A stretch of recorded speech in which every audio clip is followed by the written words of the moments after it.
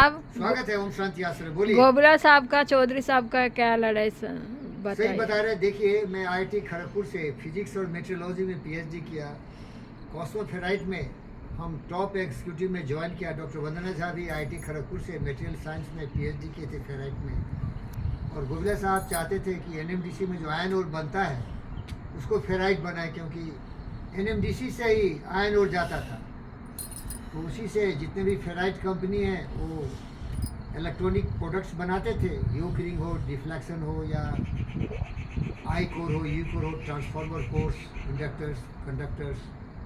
तो गुबला साहब हम लोगों को ले आए एनएमडीसी, और एक नया डिपार्टमेंट खुला जिसका नाम था NPD, new product development department. तो गुबला साहब थोड़ा छोटा पोस्ट दिए। मेरा उम्र उस समय, मेरी उम्र 35 साल की थी। वो चाहते थे तो मुझे मैनेजर पोस्ट पर लेते, लेकिन बहुत छोटे पोस्ट पर लिए, क्योंकि वो बहुत डरपोक किस्म के इंसान थे। बहुत बहादुर थे, लेकिन डर था कि इसके बराबरी में नहीं लाना, अब वो हमारा नुकसान कर दिया। और उसी पोस्ट पर मैं रिटायर भी हो गया, क्योंकि लात जूता खाते खाते 30 साल गुजारे, लेकिन कोई प्रमोशन भी नहीं दिया। तो मलयुद्ध की कहानी सुनना चाहते।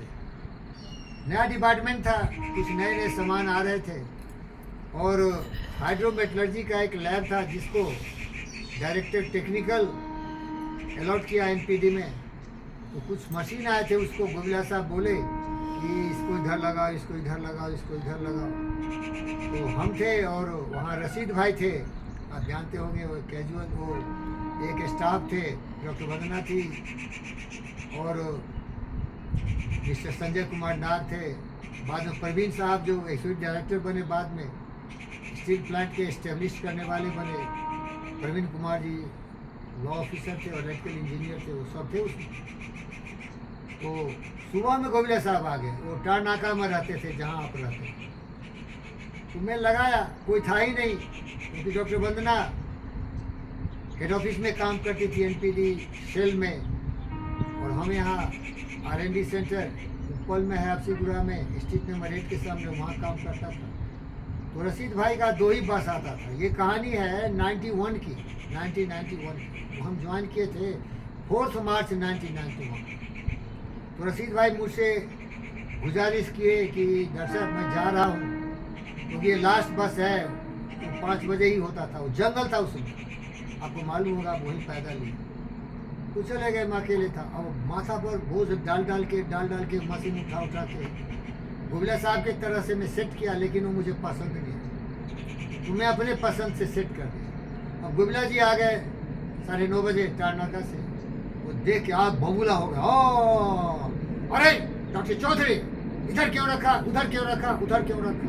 तब तक सारे स्टाफ आ गए, डॉक्टर वंदना आ गई, संजय नाग आ गए, रशीद भाई आ गए, एक और लीडर थे, उनका नाम याद आएगा तो बता दूंगा, वो भी आ गए। सब लोग आ गए, 3-4 स्टाफ थे और हम ऑफिसर थे। थोड़ी देर में सुनता रहा, मैं स्वाभिमानी था, बिल्कुल चकाचौंध करने वाला, गोल्ड सुच्चा, डायमंड, हीरा तरासा हुआ। फिर बोला,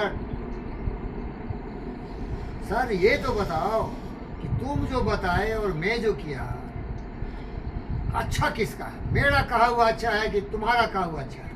मैं जो किया उसमें लॉजिक और रीजनिंग है, क्योंकि ज़िंदगी में गुलामी सीखा ही नहीं। हमारे पास भी बुद्धि है, और मैं अपने बुद्धि पर ज़्यादा भरोसा करता हूँ।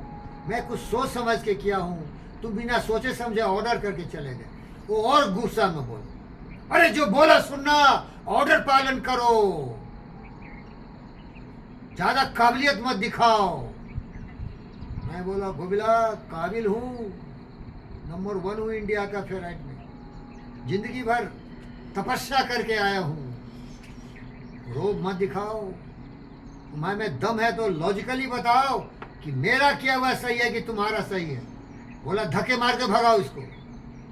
मैं बोला, देख गोविला, तुम क्या किया पता नहीं, लेकिन मैं एक स्पोर्ट्समैन हूँ, धक्के मार के फेंकूंगा ना साले तो दिखेगा नहीं कहीं, समझ रहे?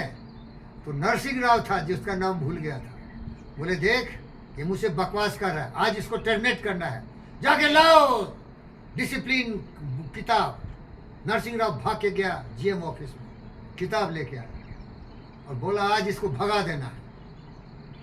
तब मैं थोड़ा ठंडा हो गया, सोचा रे ये गवर्नमेंट की नौकरी आज गया मेरे हाथ से, क्योंकि आज गोबिला तो शायद भगा देगा।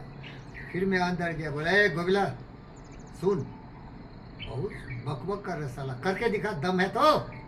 हमको 10-20 जगह से ऑफर था, नहीं समझे।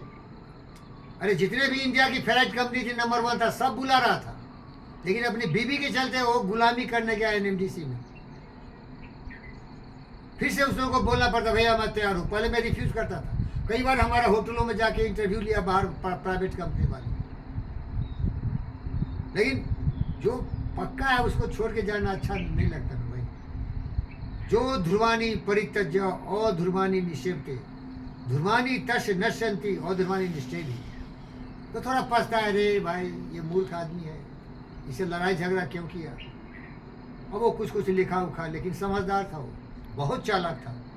वो चेयरमैन पीसी गुप्ता का राइट हैंड था, उसके लिए पैसा कमाता था, और इसीलिए जितना भी था सुरेश चंद्र और मुझसे छुल मुद्दा था। किसी को भी ट्रांसफर करा दे, किसी को भी बहाली करे, ये करके पैसा कमाता था वो पीसी गुप्ता के लिए। तो यही मलयुद्ध की कहानी है। जब गोबिला चला गया, क्या लिखा नहीं लिखा पता नहीं, तो सुरेश चंद्र आ गए हंसते हुए, अरे चौधरी अरे गोबिला के डर से हम लोग मूत रहे थे, तुम गोबिला को डांटा, अरे बेटा कमाल कर दिया, कमाल। ओम शांति।